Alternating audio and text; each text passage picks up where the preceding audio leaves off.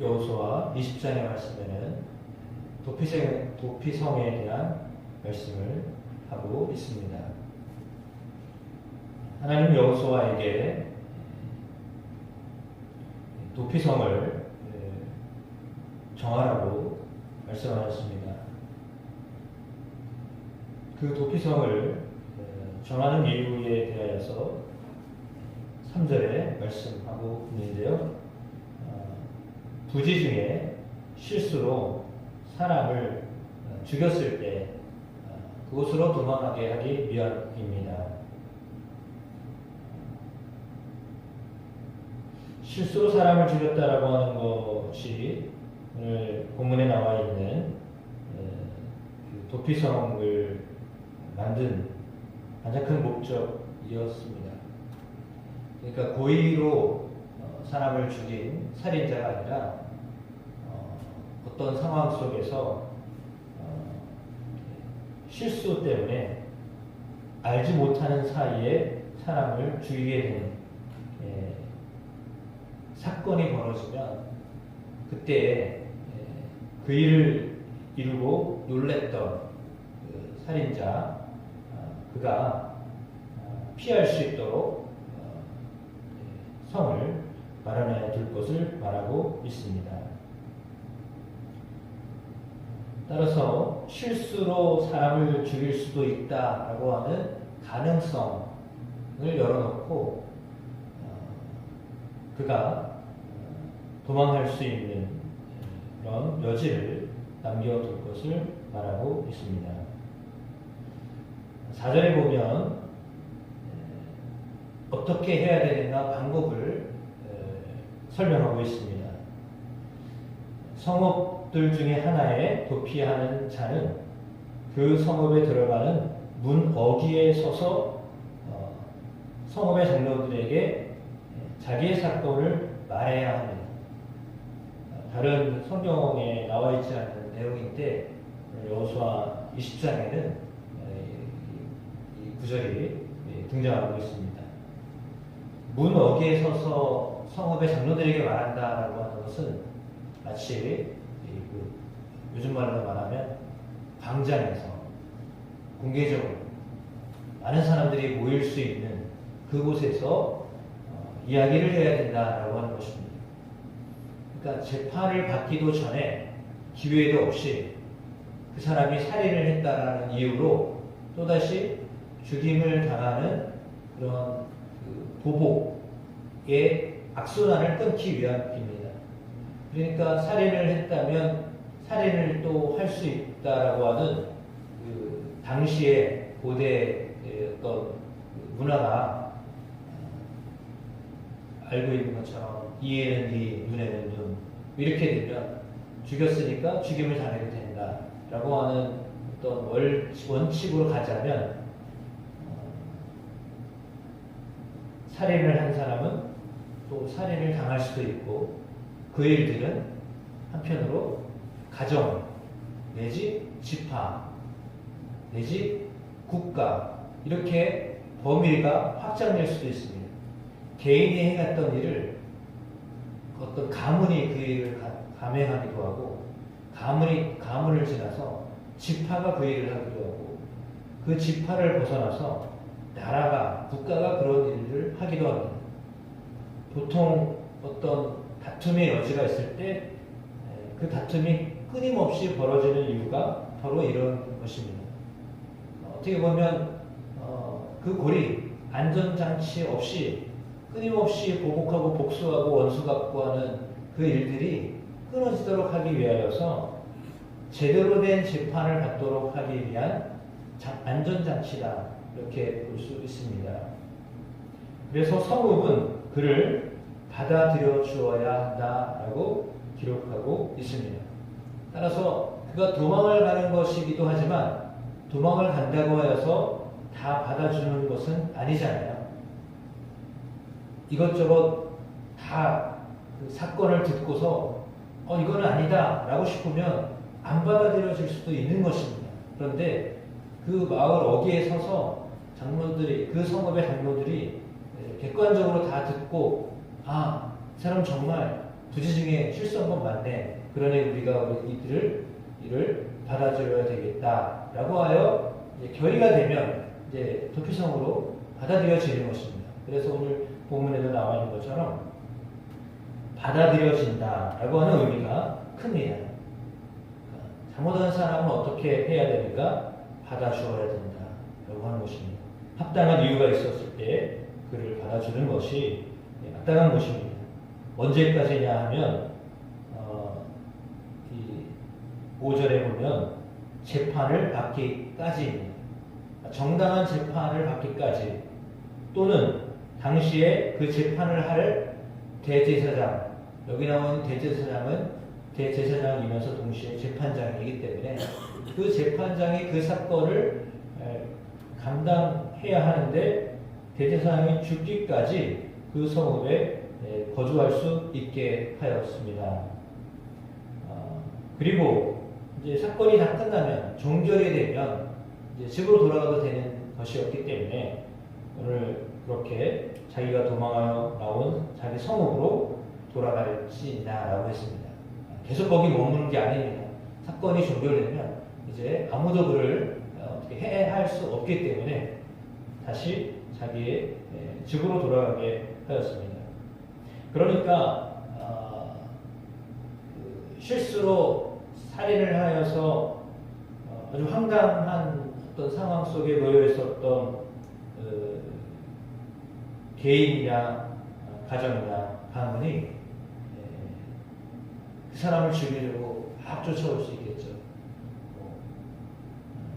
너무 황당하고 이해가 되지 않는 일이 벌어졌기 때문일 것입니다. 그럴 때 그가 쫓아와서 살인자를 달라고 막 두드리고 협박하고 하여도 절대 내어주어서는 안 된다라고 말하고 있습니다. 이 본문은 우리로 하여금 그 어떤 사람에게도 피할 곳이 있다라고 하는 것을 말씀해주고 있습니다. 피난처가 되시는 하나님, 오늘 본문에 납달리의 산지 갈릴리 게데스, 에브라임 산지의 세겜, 유다 산지의 기럇 아르바 곧 헤브론 이 서쪽에 있었습니다. 그리고 동쪽 루벤 지파 중에 평지 광야의 베셀, 갓 지파 중에 길르앗 라몬, 므낫세 지파 중에 바산 골란, 이렇게 서쪽에 3개, 동쪽에 3개, 6개가 도피 성으로 지정되어졌습니다. 학자들에 의하면 그 도피성으로 가기 위하여서는 팻말이 있었다라고 합니다. 그러니까 멀리서도 도피성이 어디인지를 알게 하기 위함이겠죠. 이곳으로 피하여라 라고 하는 것입니다. 그러니까 마을 회관에 가면 이렇게 붙여놨잖아요. 바깥에다가 뭐라고 붙여놨죠? 마을 회관이라고 있지만 거기다가 또 뭐 이렇게 더우면 무더위 쉼터 뭐 이런 식으로 붙여놨잖아요. 그러니까 힘들고 어려울 때 와서 누구나 쉴 수 있는 곳이다 라고 하는 것입니다. 동일하게 도피성은 그런 역할을 하는 것입니다. 누구든지 와서 좀 안전하게 거할 수 있는 곳입니다. 공이 동쪽에 3개, 서쪽에 3개 이렇게 되어 있는데 한쪽은 산지에, 한쪽은 광야에 있습니다. 평양에 있습니다. 물론 이제 그 지역들은 각 성읍에서 50km 정도 떨어지기 직전에 거리에 있었던 장소다라고 그렇게 봅니다. 그러니까 어디서든지 하루 끼리면 갈 수 있는 그런 장소에 도피성을 마련하였고요. 도피성의 앞에 도로라고 해야 되나요? 길은 폭이 한 14m 정도 되는 아주 넓은 곳입니다. 그래서 협소해서 바짝 쫓아오면 잡힐 수 있는 곳이 아니라 아주 넓어서 누구나 갈 수 있고 이렇게 피할 수 있는 그런 여지를 마련한 곳이다라고 볼 수 있습니다. 이것은 부지 중에 실수하여 살인한 사람을 향한 배려입니다. 그래서 그곳에서 피해 보복자의 손에 죽지 아니하도록 하였다라고 성경 우리들에게 말하고 있습니다.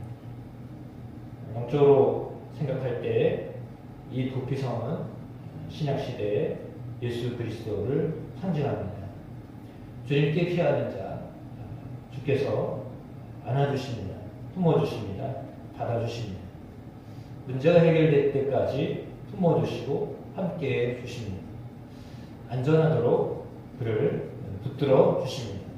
원래 도피성이라고 하는 말의 그 어원에는 붙잡다라고 하는 어원이 있습니다. 붙잡아 주는 것입니다. 붙잡아둬서 이렇게 한편으로는 보장을 해주는 거죠. 그 말은 뭐냐면 도피성 안에 이렇게 붙잡아 놓는 거죠. 이 말을 한편으로 볼 때에 나가면 보복을 당할 수 있어도 책임을 안 지는 겁니다. 그러나 붙잡아 놓는 겁니다. 왜? 그를 지키기 위해서 붙잡아 놓는 거죠. 그러니까 우리가 예수 그리스도 안에서 붙잡힌 바 된 거다라고 생각하면 그것이 안전한 곳입니다. 예수님이 우리를 안아주시고 우리를 붙들어 주고 계시면 그것이 참으로 편안한 것입니다. 어떻게 보면 그 좀 너무한 거 아니야? 좀 벗어나. 거기서 그렇게 매여 있어. 이렇게 생각할 수도 있습니다. 그러나 그게 아니라 안전하도록 하기 위하여 붙잡아 놓는 것이죠. 그리고 예수 그리스도를 믿는 것은 그리스도에게 붙잡힌 바 된 것과 같은 것입니다. 그래서 그리스도와 함께 밀착되어져서 이렇게 붙잡힘을 당하였을 때, 주님의 손에 이렇게 우리가 붙들려 있을 때, 그때가 안전한 때입니다. 내 마음대로 갈 수 있죠. 또다시 세상을 향해 나가기도 하고, 또다시 뭔가를 하기 위해서 피할 수도 있겠죠. 그러나 그것보다 더 안전한 것은 그리스도의 손에 붙잡혀 있는 것입니다. 믿음으로 살아가게 되는 것이 가장 안전한 삶을 살아가는 것입니다. 언젠가 사람은 죽으면 하나님 앞에 심판을 받게 되는데 그 심판을 받게 될 때 그리스도 예수께서 우리를 향하여 변호하실 것입니다. 변호하실 그리스도의 그 변호를 받을 때 나는 저를 분명히 알고 있고 내가 저를 붙들고 있었다. 내가 저를 아는데 저는 그런 사람이 아니다. 그리고 저는 그렇게 잘못한 것에 대하여서 내게 다 고하였다. 내게 회개하고 돌이킨 사람이니 하나님 저를 긍휼히 여겨주십시오. 저에게 은혜를 베풀어 주십시오. 이렇게 말하는 분이 예수 그리스도이십니다. 그래서 그리스도께서 우리를 붙잡고 계시다라고 하는 것은 이게 구속된 것, 불편한 현실이 아니라 하나님이 우리를 그리스도 안에서 보장하시고 안전케 하시는 장치다라고 하는 것을 우리가 잊지 말아야 하겠습니다. 그래서 그리스도 안에 있다라고 하는 것은 결코 불편한 일이 아니고 그 일 안전한 일이고 하나님이 보장하시는 일입니다. 그래서 날마다 우리가 예수 그리스도 안에 거하는 것을 기뻐하고 즐거워하고 그 안에서 평안함을 누리는 삶을 살아야 하겠습니다. 그래서 신앙생활은 얽매이는 것이 아니라 오히려 그 안에서 평안함을 얻을 수 있는 유일한 길입니다. 도피성이 가지 아니하면 실수했던 사람이 어떤 다른 방법이 없습니다. 그러나 도피성을 마련하였던 구약시대와 같이 오늘 우리에게 예수 그리스도 한 분이 우리의 삶을 지켜주시고 보장하여 주십니다. 그 예수 그리스도 안에서 늘 거하는 저와 여러분의 삶이 되시기를 주님의 이름으로 축복합니다. 그러나 분명한 사실은 오늘 그 앞에 그 문 어귀에서 다 고해야 한다고 했습니다. 내 삶을 고해야 합니다. 그래야 들어주시고 받아주시는 거죠. 그런 하나님, 그런 예수 그리스도 그분 앞에 여러분의 삶이 그냥 다 이렇게 다 아뢰어져서 주님이 받아주시고 품어주시는 은혜가 있게 되시길 주의 이름으로 축복합니다. 기도하겠습니다. 하나님 아버지 감사합니다. 오늘 주의 은혜를 사모하며 주 앞에 나와 말씀을 들었습니다. 도피성에 거하면 피해 보복자의 손에서 안전하게 보장을 받고 재판을 받을 때까지 아니면 재판을 해야 될 대제사장이 살아있을 동안에 온전하게 보장을 받았던 그 유일한 성이었습니다. 동일하게 그 성이 신약시대의 예수 그리스도이심을 믿습니다. 우리가 예수 그리스도 안에 거합니다. 그리스도와 밀착하여 살아갑니다. 그리스도 안에서 안전함을 보장받습니다. 평안함을 누리며 살아가게 하옵소서. 예수 믿는 모든 성도들이 예수 그리스도 안에서 그리스도의 지켜주심과 보호하심을 경험하게 하여 주시옵소서. 그래야 하나님이 우리를 긍휼히 여기시는 것을 예수 안에서 경험케 하시옵소서. 오늘도 우리의 삶을 주 앞에 구합니다. 내가 이렇게 살았습니다. 내가 어쩌면 이렇게 잘못하기도 하였습니다. 그러나 하나님 용서하여 달라고 주 앞에 고백하고 자백하며 미쁘사 우리를 긍휼히 여겨주시고 불쌍히 여기시는 그분 앞에 하나님 우리가 아버지 하나님 은혜를 받으며 살아가는데 오늘도 그분 앞에 우리가 우리의 삶을 내려놓습니다. 우리를 긍휼히 여기소서. 우리에게 은혜를 베풀어 주시옵소서. 예수 그리스도 이름으로 기도드립니다. 아멘.